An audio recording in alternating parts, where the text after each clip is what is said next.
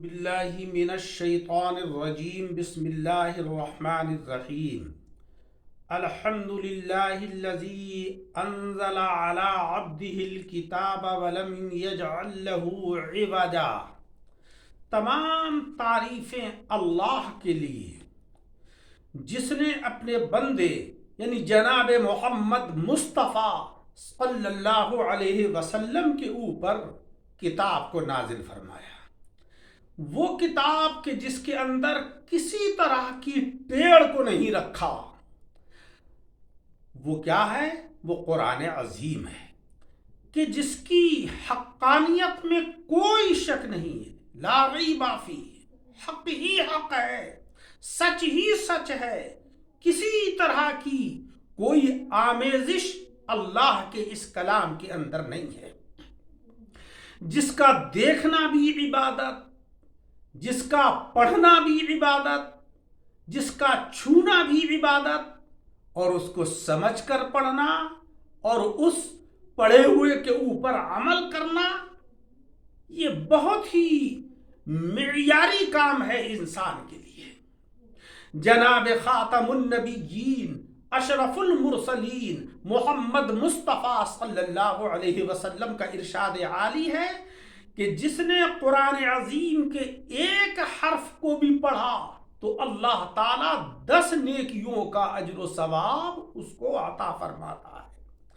یعنی جس نے الف لام میم کی تلاوت کر لی تو 30 نیکیوں کے ثواب کا وہ مستحق بن گیا۔ آج جو ہمارے معاشرے کے اندر خرابیاں ہیں، ہمارے حالات دیگرگوں ہیں، ہم پریشانیوں میں مبتلا ہیں، اس کی وجہ یہی ہے کہ ہم نے اللہ کے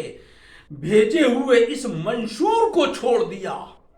اس کو پڑھنا ترک کر دیا، اس کو سمجھنا ہم نے چھوڑ دیا۔ ہمیں یہ پتہ ہی نہیں ہے کہ اللہ جل شانہ وعم نوالہ نے اس مقدس کتاب کے اندر جو ایک انمول ہیرا ہے ہمارے لیے، اس میں کیا پیغام دیا ہے۔ قرآن عظیم وہ جامع اور مانع کتاب ہے کہ جس کی جامعیت کا یہ عالم ہے کہ قیامت تک آنے والے جملہ مسائل کا حل اللہ تبارک و تعالیٰ نے قرآن عظیم میں جمع فرما دیا۔ قرآن عظیم ایک مقرر اور مخصوص وقت کے لیے نازل نہیں ہوا،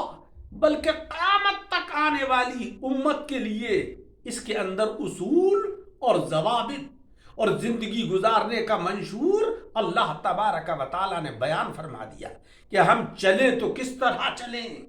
ہم آرام کریں تو آرام کرنے کا طریقہ اور وقت کیا ہو، ہم کھائیں تو ہمارے کھانے کا کیا طریقہ ہو، ہم اپنے تجارتی امور، زراعتی امور یا ملازمتی امور ان کو انجام دیں تو ان کا کیا طریقہ ہو، سب کچھ اس نسخہ کیمیا کے اندر مولا رب العزت نے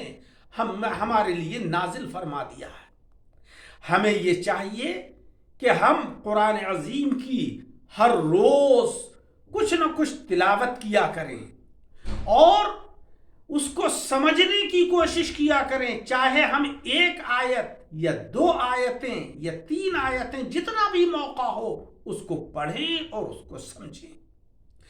اللہ کے رسول جناب رسول محمد مصطفیٰ صلی اللہ علیہ وسلم نے فرمایا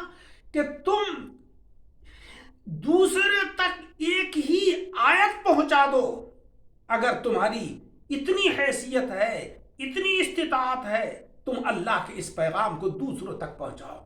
خیرکم من تعلم القرآن وعلمہ، تم میں سب سے بہترین انسان وہ ہے کہ جس نے قرآن عظیم کو خود بھی سیکھا اور دوسروں کو سکھلایا، وہ سب سے بہترین انسان ہے۔ پیارے عزیزوں، ہمیں یہ چاہیے کہ ہم اللہ کے اس کلام کو پڑھیں، اس کو سمجھیں اور اس کے اوپر عمل کریں، اس کو طاق کے اندر رکھ کر برکت حاصل کرنے کی کوشش نہ کریں۔ آج ہو یہی رہا ہے کہ ہم نے قرآن عظیم کو طاق میں رکھ کر بھلا دیا، یا ہم نے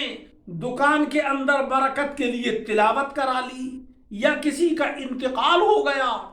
اس کے اندر ہم نے اس کی تلاوت کرا لی، ایصال ثواب کر دیا۔ ارے بھائی، قرآن عظیم نے تو ہمیں زندگی گزارنے کا، جینے کا طریقہ سکھلایا ہے، ہم نے اس طریقے کو بالائے طاق رکھ دیا، قرآن عظیم کو چھوڑ دیا۔ اللہ سے دعا ہے کہ مولا رب العزت ہمیں ہوش عطا فرمائے، عقل سلیم عطا فرمائے کہ ہم اس پاکیزہ اور مقدس کتاب کو پڑھیں اور سمجھیں اور اپنی زندگی کو بہتر سے بہتر بنائیں۔ آمین بجاہ النبی الکریم۔